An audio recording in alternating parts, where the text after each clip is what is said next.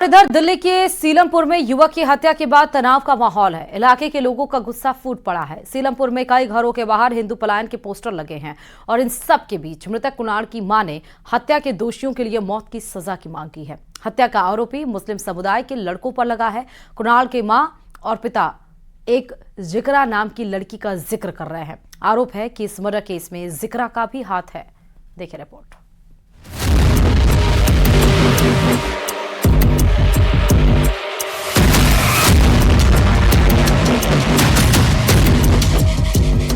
कोई भी 11 साल का बच्चा दिखेगा उसे मार दो। मेरे बोले बच्चे वो मारा है। कोई भी 11 साल का बच्चा दिखेगा उसे मार दो। तो कंट्रोल चाहती हूँ बस लाश के बदले लाश। दिल्ली के सीलमपुर में रहने वाली ये मां अपने बेटे के लिए इंसाफ मांग रही है। खून के बदले खून मांग रही है, क्योंकि इस मां के 17 साल के बेटे कुणाल को चाकू मारकर मौत के घाट उतार दिया गया। हत्या का आरोप मुस्लिम समुदाय के लोगों पर लगा। परिवार का दावा है कि उनके बेटे की हत्या हिंदू होने की वजह से की गई।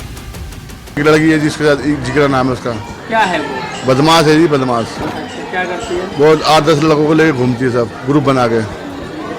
बता रहे वो बंदगी हुई थी? हाँ, बंदूक थी कट्टे के साथ में। वो उन्होंने ये यूं की कि किसी लाला नाम लड़के से 2-3 की दुश्मनी चल रही थी, तो उन्होंने ये तक किया था कि जैसे हिंदू है मुसलमान है, तो हमारे 11 समाज की समाज है, तो उन्होंने कहा कोई भी 11 समाज का बच्चा दिखेगा उसे मार दो। दिल्ली में हुई हत्या के बीच सीलमपुर से चौंकाने वाला दावा सामने आया। सीलमपुर के स्थानीय लोगों की माने तो हिंदुओं को काफी वक्त पहले से टारगेट किया जा रहा था और इस वजह से हिंदुओं को पलायन करना पड़ रहा है। कभी भी यहाँ पे पैटर्न नहीं होती है, कभी पुलिस वाले आते नहीं है, कभी भी कुछ भी सुरक्षा नहीं है। हिंदू खतरे में ही है, यहाँ पे दिल्ली के मुस्लिम खतरे में ही है। ये बांग्लादेश बनने की राह पे जा रहा है, खास करके सीलमपुर। कोई यहाँ पे हथियार लेके जाना, हमें हथियार लेके आना, हमें हर 13 से 14 साल के बच्चे में आपको हथियार मिलेगा। और ज्यादा कर ये नाई की जो दुकान होती है ना, हेयर ड्रेस की कटिंग की मशीन, जो कटिंग की दुकान होती है, सबसे ज्यादा मजमा वहां लगता है। नाबालिग के मर्डर के बाद दिल्ली के सीलमपुर में उत्तर प्रदेश के मुख्यमंत्री योगी आदित्यनाथ का नाम लिखकर मदद की गुहार लगाई गई है। दिल्ली में योगी मॉडल लागू करने की मांग की गई है, लेकिन सवाल है कि आखिर मृतक के परिवार और स्थानीय लोग जो दावा कर रहे हैं उसके इनसाइड स्टोरी क्या है। पुलिस ने क्या करा? पुलिस ने अभी कुछ नहीं करा। बहुत ना किसी को अरेस्ट करा है, ना किसी को पकड़ा है, और वही हम ऊपर है। अरे बेगुनाह बच्चे को मार दूध लेने गया था साहब चौक पे। एक समुदाय के लोग हैं, साहिल नाम है, उसकी बहन जीक रहा है, उनका ग्रुप है, बदमाश है वो। क्या दिल्ली मर्डर के पीछे वाकई हिंदू मुस्लिम का एंगल है या पुरानी रंजिश में मर्डर की कहानी है? पुलिस केस की तह तक पहुंचने की कोशिश में लगी हुई है। ऑलरेडी इसके रिगार्डिंग ब्रीफ आपको दे रखी है, बहुत सारी चीजें आपको ऑलरेडी पता भी है। इन्वेस्टिगेशन जारी है, रेड हम कर रहे हैं, जल्दी कल्पित को पकड़ेंगे। इस बीच दिल्ली में हत्या और हत्या पर हिंदू मुस्लिम एंगल पर अब सियासी दंगल भी शुरू हो गया है। सीएम जहां दोषियों पर कड़ी कार्रवाई का दावा करते हुए न्याय का भरोसा दे रही हैं, तो वहीं विपक्ष कानून व्यवस्था के मुद्दे पर सरकार को घेर रहा है।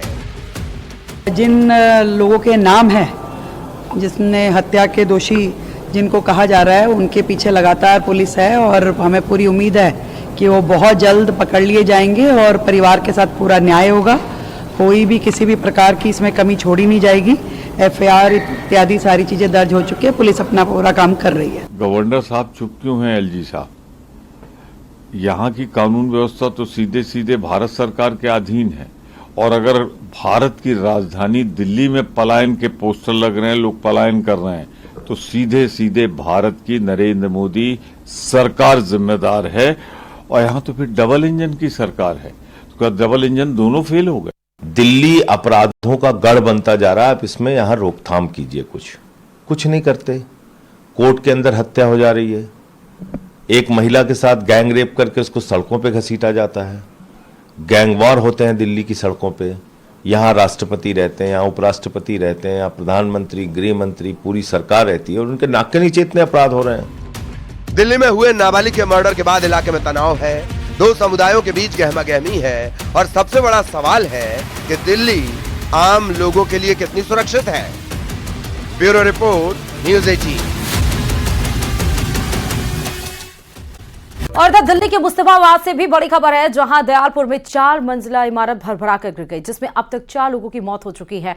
वहीं 10 से 12 लोग अभी भी मलबे दबे होने की आशंका जताई जा रही है, जबकि 13 लोगों को बचा लिया गया है, जिन्हें रेस्क्यू किया जा रहा है।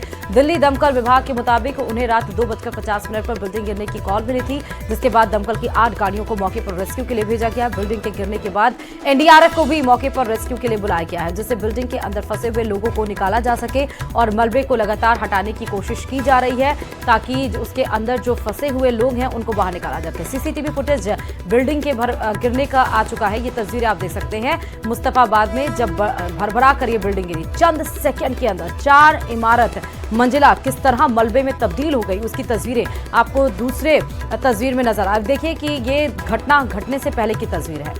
मात्र 1, 2, 3, 4, 5 और 5 सेकंड के अंदर आप देखिए 4 मंजिला इमारत भरभरा के गिर जाती है। और लगभग जो समय उस समय चल रहा है 2:39 के आसपास ये समय है। और उसके बाद से फिर सूचित किया जाता है, एनडीआरएफ टीम को सूचित किया जाता है, एम्बुलेंस को सूचित किया जाता है, पुलिस टीम को सूचित किया जाता है 2:50 के आसपास कि यहाँ पर मुस्तफाबाद में दिल्ली के 4 मंजिला इमारत भरभरा कर गिर जाती है, जिसमें 4 लोगों को अभी रेस्क्यू करके बचा लिया गया है। माफ करेगा, 4 लोगों की इसमें मृत्यु हो चुकी है। 10 से 12 लोगों को रेस्क्यू कर बचाया गया है और अभी भी लगभग 10 से 12 लोगों के अभी भी मलबे में फंसे होने की आशंका है। जिन परिवारों के लोग नहीं बच पाए हैं, उन परिवारों की तस्वीरें निकल कर आगे सामने आ चुकी हैं। रात के बाद से अभी तक वो परिवार गमगीन माहौल में है। आंसू उनके रुकने का नाम नहीं ले रहे हैं, क्योंकि उनके परिवार का एक सदस्य, एक या पता नहीं, क्योंकि 4 लोगों की अभी इसमें मृत्यु हुई है, कई सारे लोग फंसे हुए हैं। दूसरी तस्वीरें आपको नजर आ रही हैं। एनडीआरएफ की टीम वहां पर मौजूद है, कई टीमें दरअसल वहां पर मौजूद है, पुलिस की टीम वहां पर मौजूद है। लगातार मलबे को हटाया जा रहा है और लोगों को रेस्क्यू किया जा रहा है। अभी तक 10 से 12 लोगों को बचाया जा चुका है, 4 लोगों की इसमें मौत हो चुकी है। हो सकता है उसकी वजह से वो, बट कंफर्म नहीं है। बाकी 20-25 लोगों की दबने की खबर है यहाँ पे, जिसमें से तकरीबन 5 रिकवर हो चुके हैं, जिसमें से एक लड़की को मैं खुद उठा के लेके गया था, जिसकी साजिश चल रही थी। यहाँ पर पुलिस की टीम है जो दयालपुर थाना, खजूरी थाना और आपका रिकवरी के लिए भी आ चुके हैं। टीम पूरी की पूरी डिफेंस टीम आ चुकी है और आपकी 2 क्रेनें आ चुकी है। यहाँ पे एक हाउस कोलैप्स की कॉल है जो हमें 2:50 के करीब मिली है और इस पे जो इनिशियली हमारी गाड़ियाँ आई हैं उन्होंने फिर आके ऑब्जर्व किया कि पूरी बिल्डिंग कोलैप्स हुई है और लोगों के दबे होने की सूचना हमें मिली थी। अभी गाड़ियाँ हमारी काम कर रही हैं यहाँ पे सीन पे, और एनडीआरएफ, दिल्ली फायर सर्विस और डिफरेंट सिविक एजेंसीज मिल करके और जो लोग फंसे हुए हैं उनको निकालने का प्रयास कर रहे हैं।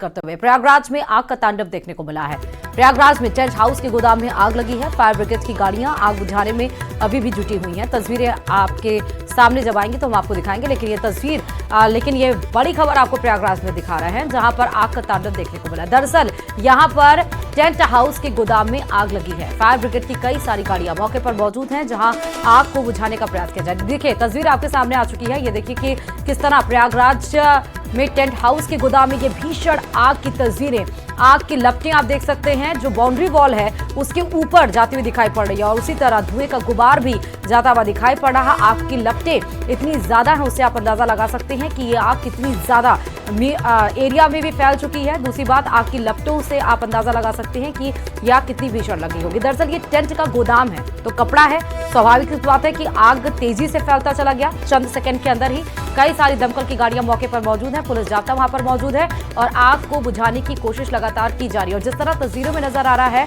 ये आग जो गोदाम है वो छोटा गोदाम नहीं है, क्योंकि बड़ा गोदाम दिखाया जा रहा है। और बाउंड्री वॉल के आप इधर देखिए, जो गरीब बस्ती के लोग हैं वो वहां पर रहते हैं और वे आग जिस तरह लगी है लोग वहां पर देख भी रहे हैं और यहाँ पर दमकल की कई गाड़ियां मौके पर मौजूद हैं। प्रयागराज से ये सीधे तस्वीरें आपको दिखा रहे हैं, जहां पर टेंट हाउस के गोदाम में ये आग लगी है। अब आग किन कारणों की वजह से लगी है, फिलहाल ये तस्वीरें निकलकर सामने नहीं आ पाई हैं, वजह सामने नहीं आ पाई है, लेकिन ये तस्वीर जरूर टेंट गोदाम में भीषण आग की निकलकर सामने आ चुकी है।